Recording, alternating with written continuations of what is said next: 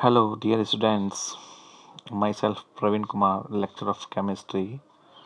Uh, Today, I start new topic of my organic chemistry series, chemical property of halogens. This is last part of organic chemistry, first chapter, halogens and haloalkane. Today we discuss chemical property of halogens. Let's start. First of all, uh, you know that we discussed SN1 and SN2 chemical reactions like nucleophilic substitution reactions in हेलोअल्केन. हमने हेलोअल्केन की जो SN1 और SN2 chemical reactions है वो पहले वाले video में discuss कर रखी है, और वो हेलोअल्केन की जो स्पेशल प्रॉपर्टी थी. But in haloarenes does not give nucleophilic substitution reactions easily. It means हेलोएरिन्स जो है या क्लोरोबेंजीन भी कह सकते हैं, इसी का एक पार्ट है. Chlorobenzene nucleophilic substitutions reaction easily नहीं दे पाती है. जिस टाइप से SN1 and SN2 chemical reactions hello alkane देता है, उसके 4 इम्पोर्टेंट रीजन्स है, वो हम सबसे पहले डिस्कस करेंगे. Let's start. Chlorobenzene does not give nucleophilic substitutions reactions easily. We discuss 4 important reasons for this concept. First, resonance effect. इसको हम हिंदी में अनुनाद प्रभाव भी कहते हैं. रेजोनेंस इफेक्ट या इसको हम एम इफेक्ट भी कहते हैं, इसको हम आर इफेक्ट भी कहते हैं. आप लोगों ने 11 क्लास में इन चीज़ों को पढ़ा है, क्लियर भी कर रखा है. Okay. In chlorobenzenes, chloro group exists plus M effect. यहाँ मैंने स्लाइड में बता रखा आपको, जो क्लोरोबेंजीन का जो Cl है वो प्लस M इफेक्ट एग्जिस्ट करता है. और प्लस M इफेक्ट आप सभी को पता है कि ये बेंजीन रिंग जो है इसकी इलेक्ट्रॉन डेंसिटी को इंक्रीज करता है. प्लस M इफेक्ट, तो प्लस M इफेक्ट यहाँ इसकी इलेक्ट्रॉन डेंसिटी को इंक्रीज करता है. ठीक है. तो न्यूक्लियोफिलिक सब्स्टिट्यूशन रिएक्शंस जो है इसमें CX बॉन्ड है उसको ब्रेक करना है, बट जो X एटम्स जो है इसके जो लॉन पेयर है वो प्लस M इफेक्ट एग्जिस्ट कर रहे हैं CX के साथ. अब ये प्लस M इफेक्ट एग्जिस्ट करेंगे तो ये जो बॉन्ड है ये बॉन्ड इजीली ब्रेक नहीं हो पाएगा, और जब इजीली ब्रेक नहीं हो पाएगा तो न्यूक्लियोफिलिक सब्स्टिट्यूशन रिएक्शन जो है वो इजीली नहीं दे पाएगा. ओके. तो we discuss first important point, resonance effect in chlorobenzene. Chloro group exists plus M effect, so lone pair of chlorine atom include with benzene for resonance, and chloro group does not remove easily from benzene. Next point, next slide. Hybridizations of CX bond. You know about hybridizations like that, two and more similarly uh, uh, energetic atoms are connect with each other and mixing and make new equal energy atoms, that is called hybridized atom, and this phenomena is known as hybridations. यानी कि इसमें दो या दो से अधिक जो जिनकी एनर्जी एटम जिनकी एनर्जी लगभग समान होती है, अप्रॉक्सीमेटली एवरेज होती है, इक्वल होती है सॉरी, वो आपस में मिक्स होके नए ऑर्बिटल्स बनाते हैं. उनकी एनर्जी इक्वल होती है. इनको अपन हाइब्रिडाइज्ड ऑर्बिटल कहते हैं और इस फिनोमिना को हम हाइब्रिडाइजेशंस कहते हैं. तो हाइब्रिडाइजेशंस भी न्यूक्लियोफिलिक सब्स्टिट्यूशन रिएक्शन के लिए लेस रिएक्टिव है हेलोजेंस, उसको एक्सप्लेन करता है. You now in haloalkane, carbon have sp3 hybridations, but in haloarine carbon have sp2 hybridations. In sp3,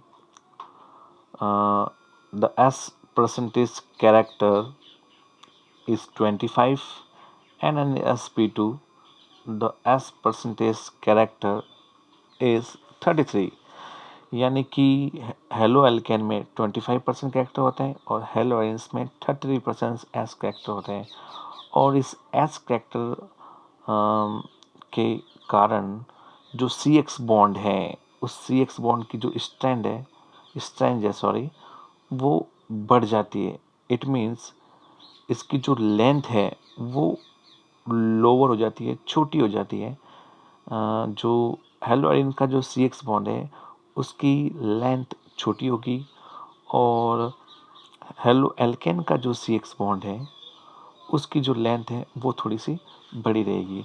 तो लेंथ छोटी हो गई, इट मीन्स उस बॉन्ड को ब्रेक करने के लिए हमें हायर एनर्जी रिक्वायर्ड होगी।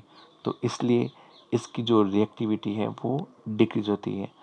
Okay, in this halobenzene carbon of CX bond have sp2 hybridations, so it have 33% s character, and in haloalkane carbon of CX have sp3 hybridations and it have 25% s character.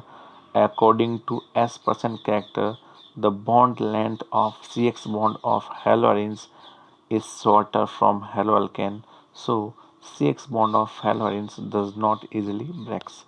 Okay, we discuss two important point. First, resonance effect. Second, hybridization of benzene. Next point, instability of phenylcation. We discuss SN1 chemical reaction very uh, we discuss SN1 chemical reactions. In SN1 chemical reactions, uh, mechanism we find intermediate as a carbocation. So in halobenzene we find phenylcation like as intermediates, but this carbocation is very unstable. So intermediate as unstable then less active. हमने normal class या 11 class में पढ़ा है कि जो intermediates unstable होता है वो लेस रिएक्टिव होता है और फेनिल जो कार्बोकेटाइन है वो अनस्टेबल है और अनस्टेबल है तो ये लेस रिएक्टिव होगा। ये तीसरा पॉइंट है। Next point, repulsions between the electron-rich attacking nucleophiles and electron-rich arenes. It means we know that haloarine CX bond nucleophile attacks carbon and halo like as nucleophile, and nucleophile repulsions held between, यानी it means आने वाला attacking group as a nucleophile है और जहाँ पे ये attack करना चाहेगा वहाँ पे Cl ग्रुप वो भी एक न्यूक्लियोफाइल है। तो दोनों के बीच में रिपल्सन्स पॉसिबल होता है और इस रिपल्सन्स की वजह से ये इजीली अटैक नहीं कर पाता है। ठीक है, तो हमने 4 इम्पोर्टेंट पॉइंट डिस्कस की है कि हेलोअरीन क्यों नहीं न्यूक्लियोफिलिक सब्स्टिट्यूशन रिएक्शंस के लिए हायर रिएक्टिव होता है। तो उसके 4 रीजंस है। First, resonance effect. Second, hybridisation of CX bond. Third, instability of phenylcation, and fourth, repulsion between the electron-rich attacking nucleophiles and electron-rich arenes. But higher conditions, higher temperature, higher pressures, the haloarine gives nucleophilic substitution reaction. It means अगर आप higher temperature रखते हैं, higher pressure रखते हैं तो hello arenes की nucleophilic substitution reactions possible है, जो मैंने स्लाइड में बता रखी है। Generally hello arenes does not give nucleophilic substitution reactions, but chlorobenzene, when heated in aqueous NaOH solution at a temperature of 623 Kelvin and a pressure of 300 atm, the phenol is formed। यानी कि chlorobenzene की जब आप NaOH से chemical reaction करते हो 623 temperature kelvin temperature 300 atms pressures, तो यहाँ पर Cl इजीली रिप्लेस हो जाएगा OH से और OH वहाँ पे अटैच होगा और हमें फिनोल फॉर्मेशन मिलेगा। यानी कि स्पेशल कंडीशंस है, अगर आप स्पेशल कंडीशंस अप्लाई करते हैं तो फिर आपको न्यूक्लियोफिलिक सब्स्टिट्यूशन रिएक्शन पॉसिबिलिटी मिलेगी। ओके, अब ये जो न्यूक्लियोफिलिक सब्स्टिट्यूशन केमिकल रिएक्शन है, इस पर इसकी जो ऑर्थो कंडीशंस है, पैरा कंडीशंस है और मेटा कंडीशंस हैं। तो इनकी ऑर्थो, पैरा और जो मेटा कंडीशंस हैं, इन पर अगर हम नाइट्रो ग्रुप लगा दें तो इसकी जो रिएक्टिविटी कैसे इफेक्ट करेगी, इसको हम एक्सप्लेन करते हैं। तो we read theory, when nitro group attach on benzene group of chlorobenzene at ortho or para positions, then nitro group exists resonance with benzene, then reactivity of chlorobenzene is increased, but at meta positions the nitro group does not exist resonance with benzene, so reactivity of chlorobenzene does not affect। It means अगर आप ortho और para conditions पर nitro group लगाते हैं तो इसकी जो reactivity है वो इंक्रीज़ होगी, बट मेटा कंडीशंस पर लगाते हैं तो रिएक्टिविटी इंक्रीज़ नहीं होगी। क्यों, एक्सप्लेन करते हैं इसको। यहाँ देखिए ऑर्थो कंडीशंस का स्ट्रक्चर बना हुआ है, तो नाइट्रो यहाँ पे मैंने ऑर्थो पे अटैच कर रखा है, तो यहाँ देखिए ऑर्थो पे जो नाइट्रो अटैच कर रखा है वो बेंजीन के साथ रेजोनेंस एग्जिस्ट करता है। तो रेजोनेंस एग्जिस्ट करेगा, इट मीन्स रेजोनेंस स्ट्रक्चर बढ़ेंगे तो इसकी जो रिएक्टिविटी है वो बढ़ेगी। मेटा पे देखेंगे हम, पैरा पे देखेंगे तो जैसे आपने ऑर्थो पे देखा है वैसे पैरा पर भी ये जो पैरा जो नाइट्रो ग्रुप है वो बेंजीन के साथ रेजोनेंस एग्जिस्ट करता है, तो यहाँ पर भी रिएक्टिविटी इंक्रीज होगी। बट मेटा कंडीशंस का स्ट्रक्चर देखिए आप, मेटा कंडीशंस के जो स्ट्रक्चर में नाइट्रो ग्रुप्स हैं वो रिएक्टिविटी एग्जिस्ट नहीं करता है, रेजोनेंस एग्जिस्ट नहीं करता है, और रेजोनेंस एग्जिस्ट नहीं करता है इट मीन्स इसकी जो रिएक्टिविटी पे कोई इफेक्ट नहीं पड़ेगा। तो हमने डिस्कस किया है कि जो नाइट्रो ग्रुप है अगर ऑर्थो कंडीशंस या मेटा कंडीशंस या पैरा कंडीशंस पे हो तो इसकी जो रिएक्टिविटी है वो कैसे इफेक्ट होती है। तो ऑर्थो और पैरा पर तो रिएक्टिविटी इफेक्ट होगी, लेकिन मेटा कंडीशंस पर रिएक्टिविटी इफेक्ट नहीं होगी। तो आज हमने दो इम्पोर्टेंट टॉपिक पढ़े केमिकल रिएक्शंस के, कि जो हेलो एरिन्स है वो न्यूक्लियोफिलिक सब्स्टिट्यूशंस के लिए रिएक्टिव क्यों नहीं होती, इसके 4 इम्पोर्टेंट रीजंस पढ़े।